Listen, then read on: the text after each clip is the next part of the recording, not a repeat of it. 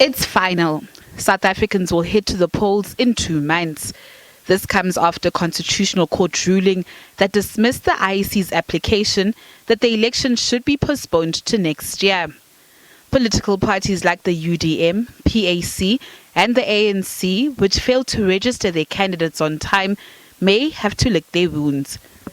The governing party, which yields power in 2/3 of the country's 278 municipalities, may not be able to field candidates in 93 municipalities.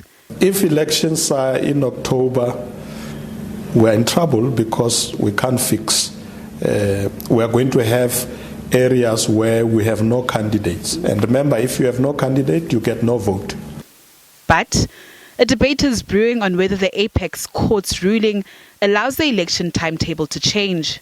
So the decision now allows for some of the issues that would have raised in the past to now be considered by the IEC. One, the date initially proclaimed for elections has now been set aside. The IEC has now been empowered to be able to revise its own timetable, allow those that might not have registered to be able to participate in that process.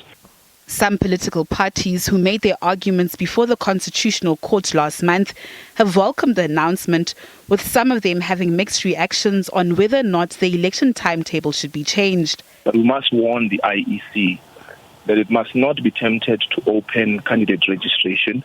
It must continue with the program as a timetable as it is. We've got what we wanted, an election this year between the 27th of October and the 1st of November. And we've got the IEC pushing for the ConCourt pushing the IEC to host a registration weekend. IEC has always abided itself by court decisions, and this is no different.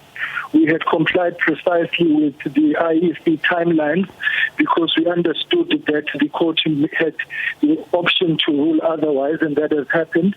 And therefore want to confirm that the IFP is ready for the election. The timetable obviously must be changed now to accommodate the current situation in order to have the free and fair elections within the situation. Welcome the decision of the High Court. We will definitely abide by it. There's nothing we can do, but the electoral court must open for PAC to register other regions where we have not registered. The IEC will meet over the weekend to chart a way forward and will make an announcement relating to the electoral program on Monday.